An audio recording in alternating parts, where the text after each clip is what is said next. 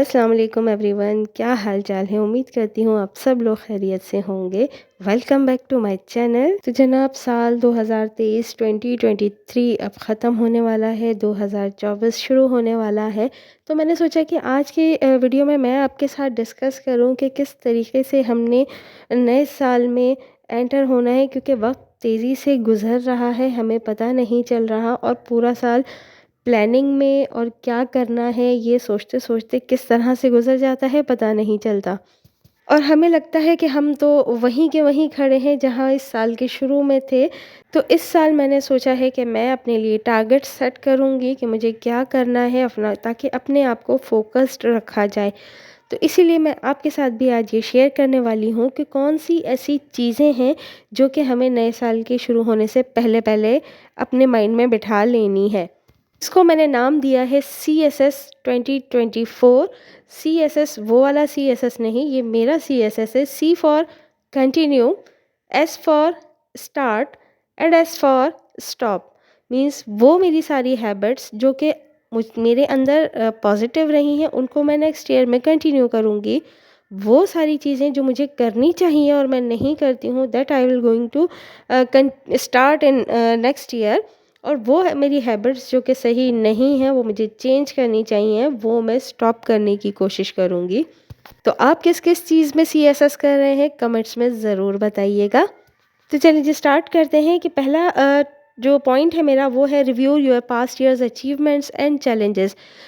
पूरे साल में हमने क्या अचीव किया है, किन-किन चीज़ों के लिए हमें प्रॉब्लम फेस किया है, ये सारी चीज़ें मैं नोट डाउन करने वाली हूँ कि मेरे अंदर कौन-सा पॉजिटिव चेंज आया है, कौन-सा टारगेट है जो कि मैंने अचीव किया है, क्या कुछ किया है, और क्या चीज़ें ऐसी थीं जो मुझे करनी चाहिए थी वो मैं नहीं कर सकी हूँ, तो उसको लाज़मी मैंने नोट डाउन करना है। जो लोग मेरी तरह एजुकेशन से ताल्लुक़ रखते होंगे उनको अंदाज़ा होगा इस चीज़ का कि हमें कुछ टारगेट्स सेट करने होते थे। लाइक अगर आप प्राइवेट सेक्टर से जॉब करते हैं तो आपको पता होगा कि हम एक टारगेट सेट करते हैं पूरे ईयर का। उसके बाद मंथली होता है, हमारी स्कीम सेट होती है, फिर उसके बाद वीकली हम प्लान करते हैं, फिर उसके बाद हम डेली प्लानिंग करते हैं। तो ये जो प्लानिंग है ये सिर्फ़ आपके प्रोफेशन में नहीं, हमारी लाइफ में भी होनी चाहिए कि पूरे साल का ये टारगेट है, मंथली टारगेट ये है, डेली टास्क ये हैं। तो उससे क्या होगा कि हमें पता होगा और हमारे काम बहुत स्मूथली हो जाएंगे, और हम बहुत हद तक ऑर्गेनाइज भी हो जाएंगे। तो ये काम मैं पहले इतना नहीं करती थी, लेकिन इस साल मैं ये प्लानिंग करने वाली हूँ। इसी से मेरा सेकंड पॉइंट भी रिलेट करता है, to set goals for the new year. एक हमारी ज़िंदगी में गोल्स होने चाहिए, टारगेट्स होने चाहिए जिसको लेके हम अपनी लाइफ स्मूथली गुजार सकें। हाँ, स्पेशली हम हाउसवाइफ्स का जो होता है कोई सच गोल होता नहीं है। डेली हमारी लाइफ चल रही होती है, सुबह उठते हैं, घर के काम कर लिए, उसके बाद खाना पका लिया, फिर गुजर गया सारा दिन, फिर उसके बाद नेक्स्ट डे। लेकिन ज़िंदगी का मकसद क्या है, पर हमें गौर करना पड़ेगा। Next point is journaling. Now journaling क्या है? Journaling means to write down each and everything. पहले के ज़माने में जब हमारा बचपन था तो हम ये स्टोरीज़ में पढ़ा करते थे, या टीवी ड्रामों में भी हमें देखने को मिलता था कि लोग डायरीज़ लिखा करते थे। तो ये एक बहुत ही पॉजिटिव आपकी हैबिट होती है। राइट इट डाउन जो भी हमने करना है। लाइक अगर मैं अपने टारगेट्स सेट कर रही हूँ, मैं इसको राइट डाउन कर लूँ कि कल सुबह उठ के मैंने ये काम करने हैं, तो मेरे पास एक रिटन डॉक्यूमेंट होगा। जस्ट चेक आउट कि कौन सा काम कर लिया है, कौन सा काम रह गया है। इसके अलावा समटाइम्स इंसान अंदर से बहुत ज़्यादा एग्जॉस्ट हो जाता है, लेकिन उसके अंदर जो बातें होती हैं वो आप किसी से कह नहीं सकते। तो मेरे हिसाब से वो भी एक अच्छा तरीका है कि write it down on a piece of paper. और क्योंकि हमने किसी के साथ शेयर नहीं करनी है बातें, तो आप उसको बाद में जला सकते हैं। तो वो आप अपने अंदर से बातें वेंट आउट कर देंगे। इसके बाद दिन के आखिर में आप लिख सकते हैं कोई भी अच्छी बात जो आपके साथ सारे दिन में हुई है, क्योंकि ऐसा कुछ भी नहीं है कि आपके साथ दिन भर में कुछ अच्छा हो ही ना। तो वहाँ पर हम लिख के ग्रैटिट्यूड अपना शुक्रगुज़ारी हम दिखा सकते हैं कि हम कितने शुक्रगुज़ार हैं और अल्लाह ताला की कितनी नेमतें हैं जो कि हमारे पास हैं, लेकिन हम उसको काउंट नहीं करते इसलिए क्योंकि हम उसको भूल जाते हैं। तो इट्स बेटर कि हम उसको नोट डाउन कर लें, अपनी एक जर्नल बनाएँ, अपनी एक डायरी बनाइए, उसके अंदर ये सारी चीज़ें लिखें। Next point is review finances. अपने खर्चों पे नज़र डालें। हमने पूरे साल में क्या कमाया, क्या खर्च किया और कहाँ खर्च किया और क्या सेव किया, इसका हमें बहुत अच्छे तरीके से पता होना चाहिए।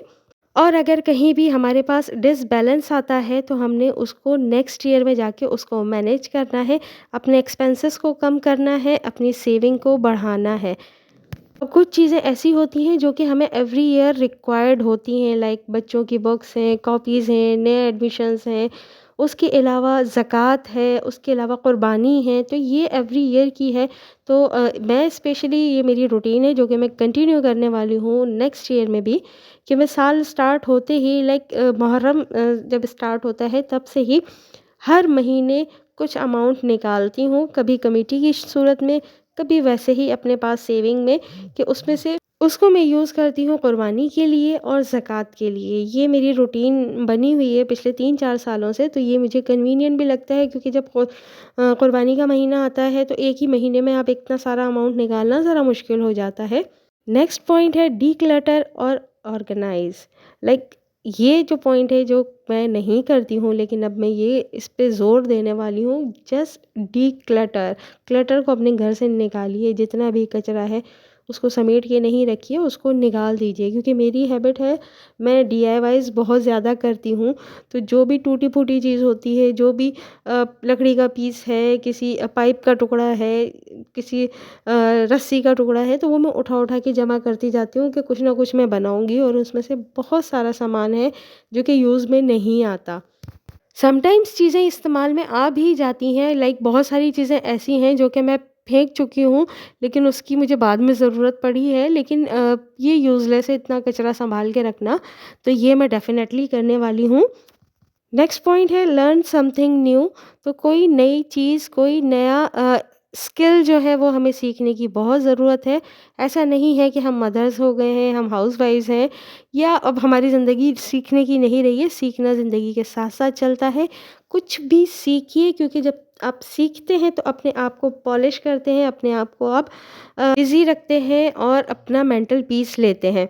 तो ये थे कुछ पॉइंट्स जो कि मैंने डिस्कस करने थे आप लोगों से।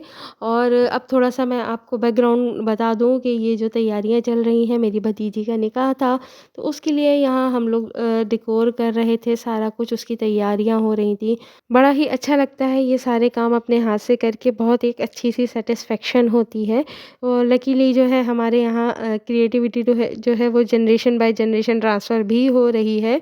और ये सारा कुछ हमने खुद ही किया था। ये आर्टिफ़िशियल फ्लावर्स लेकर इसको एक पाइप पे अरेंज कर दिया था, और बहुत सारी छोटी-छोटी चीज़ें थी जो कि मैं अपने नेक्स्ट व्लॉग में आपके साथ शेयर करूँगी। तो मेरी वो वीडियो आप ज़रूर देखिएगा। और अगर मेरी वीडियो आपको पसंद आती है तो लाइक, शेयर और कमेंट करना बिल्कुल मत भूलिएगा। कुछ मज़ीद पॉइंट्स हैं जो कि हम अगली वीडियो में डिस्कस करेंगे, और अब मैं आपसे इजाज़त चाहती हूँ।